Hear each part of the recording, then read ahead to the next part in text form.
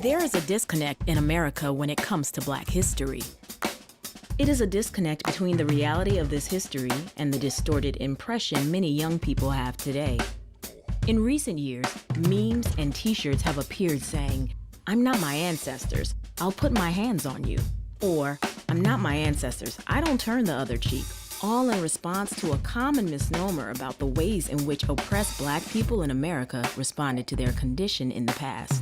Because of the often limited ways in which the history of slavery and civil rights is taught in Western school systems, many young people have come away with the impression that African American ancestors were docile victims, too afraid to stand up for themselves and fight for their right to live. They believe that except for the occasional demonstration or revolt, all their ancestors mostly did was keep their heads low, cried, sung, and prayed for freedom. But even a brief examination of the full history of slavery and Jim Crow in the U.S. will prove that the opposite is true. Africans sustained a relentless and formidable fight against slavery from the very beginning and continued to do so for hundreds of years. In many cases, enslaved Africans in North America successfully liberated themselves by the dozens and even by the hundreds through armed resistance and escape. They went north to Canada, south to Mexico, and overseas to the Caribbean. Others escaped and remained right here in the United States, joining forces with Native American tribes or starting their own free Black towns, which they defended for generations. We call these self-liberated Africans the Maroons. There was resistance from minute one. In fact, resistance in terms of being forced to get on the slave ships in the first place. As early as the 1520s, the Spanish had brought enslaved Africans to the territory north of today's Florida. The Maroons were self-liberated Africans who were able to escape from the jurisdiction of the Spanish and set up their own communities, or in some cases, the Africans defected to the indigenous side, chased the Spanish back to the Caribbean. The presence of Maroons was not limited to the United States and can be found all over the Western Hemisphere. Just about anywhere in history enslaved Africans are found, you'll also find Africans who fought back against their enslavers and won. Perhaps the most profound episode in the history of African people, including African people in North America, is the Haitian Revolution, 1791 to 1804, when the enslaved rose up as one, and one of the most important revolts in the history of the world. And that is a story that we all need to study and learn. Now, with regard to other examples, I would point to Palmares in Brazil. It's probably one of the most successful so-called Maroon settlements in the history of the Americas.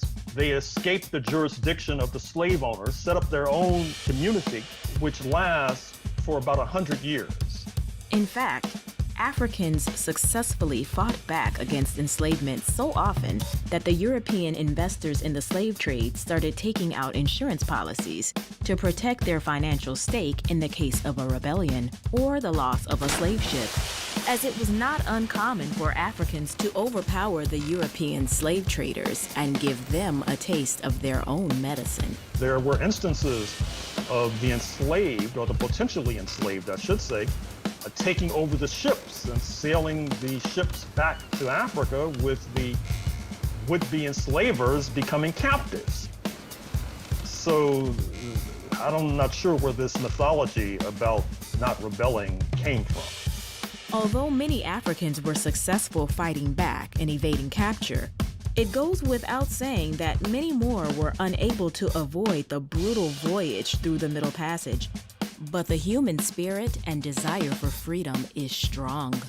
And even after arriving on the shores of North America, the African fighting spirit remained and endured. So much so that Africans continued to resist and rebel, some finding allies among local indigenous Americans, while others sought refuge in terrain too hostile for slave catchers to risk the pursuit. Well, Florida is probably site number one, not least because of solidarity from the indigenous populations. In fact, there was a de facto merger.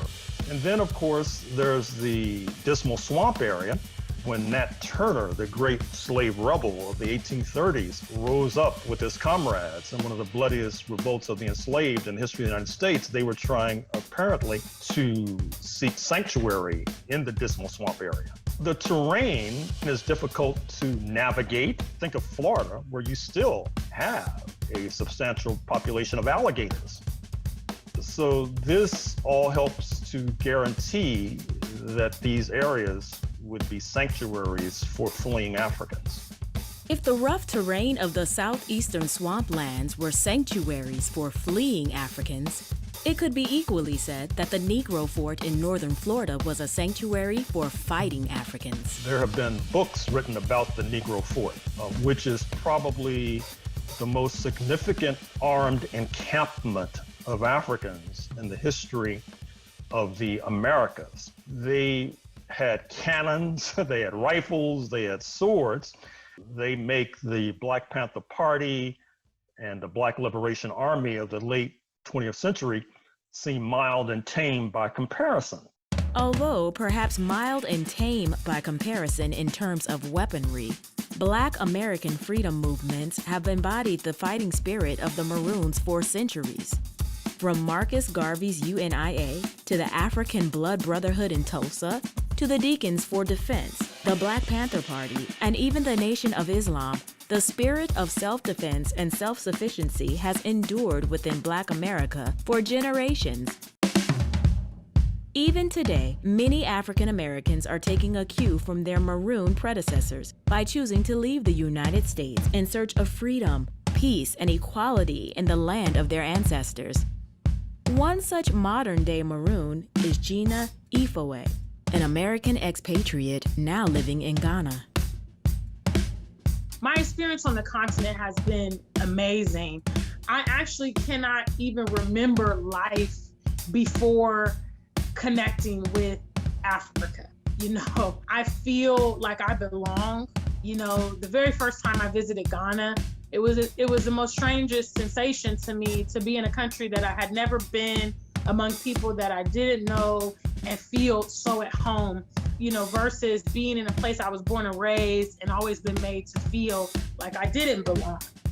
I feel like a fixture in the community, and being here has also restored my hope because it's given new life and new breath to my aspirations. I have gotten to the point in America, for instance, I felt that no matter what I do, I'm going to be subjected to certain things. And I may never realize my fullest potential because of the systematic racism that's in place. Here on the continent, the possibilities are endless.